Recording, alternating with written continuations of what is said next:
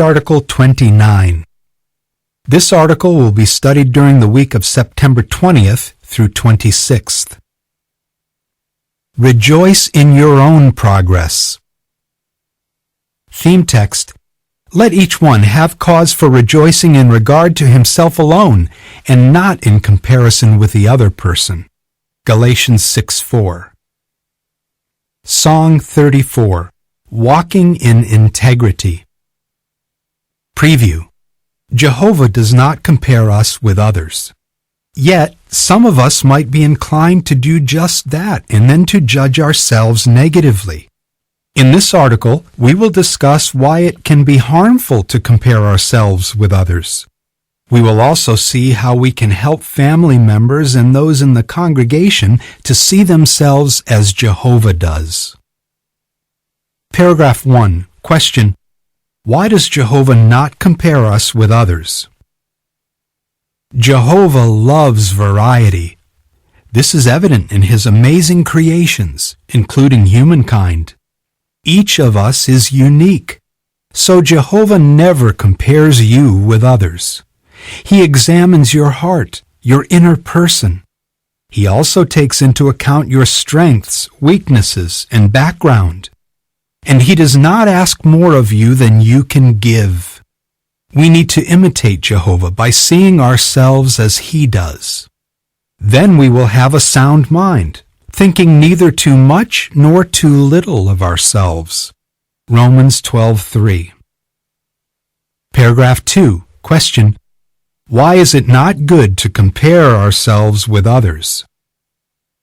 Of course, we may benefit by observing the good example of a faithful brother or sister who has a productive ministry. We might then see ways in which we can be more effective in our own ministry. But there is a difference between imitating someone's good example and using it to assess your value as an individual. Such a comparison could cause you to feel envious, discouraged, or even unworthy. As we learned in the preceding article, to compete with others in the congregation would also be spiritually harmful. So Jehovah lovingly exhorts us, let each one examine his own actions, and then he will have cause for rejoicing in regard to himself alone, and not in comparison with the other person. Galatians 6:4. Paragraph 3. Question: What spiritual progress have you made that brings you joy? Jehovah wants you to rejoice in your own spiritual progress. For instance, if you got baptized, you should be thrilled that you have reached that goal. You made the decision to do that on your own. You based it on your love for God. Think about the progress you have made since then. For example, has your love for personal Bible reading and study deepened? Have your prayers become more meaningful and heartfelt? Have you become more conversational in the preaching work and more effective at using our tools for the ministry? And if you have a family, has Jehovah helped you to become a better husband, wife, or parent? You can feel happy and deeply satisfied about the progress you have made in such areas. Paragraph 4. Question: What will we consider in this article? We can help others to rejoice in their own spiritual progress.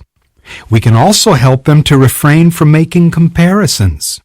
In this article, we will see how parents can help their children, how marriage mates can help each other, and how elders and others can help their brothers and sisters. Finally, we will consider some Bible principles that can assist us in setting reasonable goals according to our individual abilities and circumstances. What parents and marriage mates can do. Paragraph 5. Question: According to Ephesians 6:4, what should parents avoid? Parents should be careful not to compare one child with another or to ask more of a child than he or she can give. Unfavorable comparisons and unreasonable demands can exasperate a child. Ephesians 6:4 reads, "And fathers, do not be irritating your children, but go on bringing them up in the discipline and admonition of Jehovah. A sister named Sachiko says, "My teachers expected me to do better than my classmates at school. Additionally, my mother wanted me to do well at school so that I would give a good witness to my teacher and my unbelieving father. In fact, she wanted me to get 100% on my exams, which I found impossible. Although I left school years ago, at times I still wonder if my best is good enough for Jehovah." Paragraph 6. Question. What can parents learn from Psalm 131, 1 and 2? A valuable lesson for parents is found at Psalm 131, 1 and 2, which reads, "O Jehovah, my heart is not haughty, nor are my eyes lofty, nor do I aspire to things too great or to things that are beyond me. No, but I have calmed and quieted my soul like a weaned child with its mother. I am contented like a weaned child." King David said that he did not aspire to things too great or to things that were beyond him. His humility and modesty calmed and quieted him. What can parents learn from David's words? Parents can be humble and modest not only in what they expect of themselves, but also in what they expect of their child. Parents can reassure their child by acknowledging his strengths and weaknesses when helping him to set appropriate goals. A sister named Marina recalls, "My mother never compared me with my 3 siblings or with other children. She taught me that everyone has different gifts and that each of us is precious to Jehovah. Thanks to her, I rarely compare myself with others." The following is a description of the picture being considered with paragraphs 5 and 6. During family worship, the parents show their delight with what each child has made to put into Noah's Ark. The picture caption reads, "Parents, acknowledge the good efforts of each of your children." Paragraphs 7 and 8 question, how can a husband show honor to his wife? A Christian husband must show honor to his wife. Honor involves giving special attention and respect to others. For example, a husband honors his wife by dignifying her. He does not ask more of her than she can give. And he certainly does not compare her with other women. If he were to do so, what effect might such a comparison have? The non-witness husband of a sister named Rosa often compares her with other women. His cruel words have done more than undermine Rosa's self-confidence. She says, "I need constant reassurance that Jehovah values me." In contrast, a Christian husband assigns honor to his wife. He knows that his doing so affects both his relationship with her and his relationship with Jehovah. The footnote reads, "Although these points are focusing on the husband, many of the principles also apply to the wife." End of footnote. A husband who honors his wife praises her, reassures her of his love, and commends her. That is how the husband of Katerina, mentioned in the preceding article, has helped her to overcome feelings of low self-worth. As a child, she was belittled by her mother, who often compared her with other girls, including her friends. As a result, Katerina began to measure her worth by comparing herself with others, even after she came into the truth. Her Christian husband, however, has helped her to fight this tendency and to develop a more reasonable view of herself. She states, "He loves me, commends me for the good things I do, and prays for me. He also reminds me of Jehovah's wonderful qualities and helps me to correct my negative thinking." What loving elders and others can do.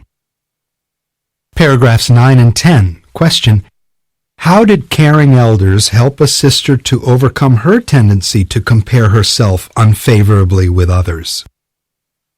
How can elders help those who have a tendency to compare themselves with others? Consider the experience of a sister named Hanuni, who as a child was rarely commended. She recalls, "I was shy and felt that other kids were better than I was. I began comparing myself with others as far back as I can remember." Even after she came into the truth, Hanuni still compared herself with others. As a result, she felt of little value in the congregation. Now, though, she serves as a happy pioneer. What helped her to change her outlook? Hanuni says that she was helped by caring elders. They expressed confidence in her and commended her for her faithful example. She writes, "A few times the elders asked me to encourage some sisters who needed help. These assignments made me feel needed. I remember when caring elders thanked me for the encouragement I had given to some younger sisters. Then they read 1 Thessalonians 1, 2, and 3 to me. How that touched my heart. Thanks largely to those fine shepherds, I now treasure my place in Jehovah's organization." Paragraph 11. Question. How can we help those who are crushed and lowly in spirit, as described at Isaiah 57:15? Isaiah 57:15 reads, "For this is what the high and lofty one says, who lives forever and whose name is holy. I reside in the high and holy place, but also with those crushed and lowly in spirit, to revive the spirit of the lowly, and to revive the heart of those being crushed." Jehovah cares deeply for those crushed and lowly in spirit. All of us, not just the elders, can help to encourage these dear brothers and sisters. One way we can encourage them is by showing a sincere interest in them. Jehovah wants us to convey to them His love for His precious sheep. We can also help our brothers and sisters by being humble and modest. We do not want to draw attention to ourselves that could result in stirring up envy in others. Instead, we use our abilities and knowledge to encourage one another. Paragraph 12. Question. Why were lowly ones drawn to Jesus? We can learn much about how to treat others by considering how Jesus treated His followers. He was the greatest man who ever lived, yet He was mild-tempered and lowly in heart. Matthew 11:28-30. He did not show off His superior intelligence and vast knowledge. He taught by using simple language and appealing illustrations that touched the hearts of lowly ones. Unlike the arrogant religious leaders, Jesus never made others feel that they were of little value to God. Instead, He dignified the common people. The cover picture caption reads, "Jesus' disciples were drawn to Him because He never assumed a superior attitude. He enjoyed association with His friends." Paragraph 13. Question. How were Jesus' kindness and love reflected in the way He dealt with His disciples? Jesus' kindness and love were reflected in the way He dealt with His disciples. He knew that they had different abilities and circumstances, so they could not all handle the same responsibilities, nor could they be equally productive in the ministry. Yet, He appreciated the whole-souled efforts of each one. Jesus' understanding attitude is reflected in the parable of the talents. In that illustration, the master assigned each slave work according to his own ability. One of the two diligent slaves gained more than the other, but the master commended both with the same words. "Well done, good and faithful slave." Matthew 25:14-23. Paragraph 14. Question. How can we imitate the way Jesus treated others? Jesus is kind and loving in the way He deals with us. He knows that our abilities and circumstances vary, and He is pleased when we do our best. We do well to treat others as Jesus did. Never would we want to make a fellow worshiper feel unworthy or ashamed because he cannot do as much as others can. Instead, let us look for opportunities to commend our brothers and sisters for doing their best to serve Jehovah. Set reasonable goals. Paragraphs 15 and 16 question, how did a sister benefit from setting reasonable goals for herself? Spiritual goals give our life direction and purpose. The key, however, is to set goals according to our abilities and circumstances, not those of others. We do not want to set ourselves up for disappointment and discouragement. Consider the example of a pioneer sister named Midori. Midori's father, who is not a witness, humiliated her as a child by comparing her with her siblings and classmates. I felt worthless, says Midori. As she grew older, however, Midori gained self-confidence. She says, I read the Bible every day so that I could have peace in my heart and I could feel that Jehovah loves me. In addition, she set reasonable goals for herself, and she prayed specifically for help to achieve those goals. As a result, Midori could rejoice in her own spiritual progress. The following is a description of the pictures being considered with paragraphs 15 and 16. A single parent who has a preschooler works out a schedule to auxiliary pioneer, and she is happy to have reached her goal. The picture caption reads, Find joy in setting and reaching reasonable goals.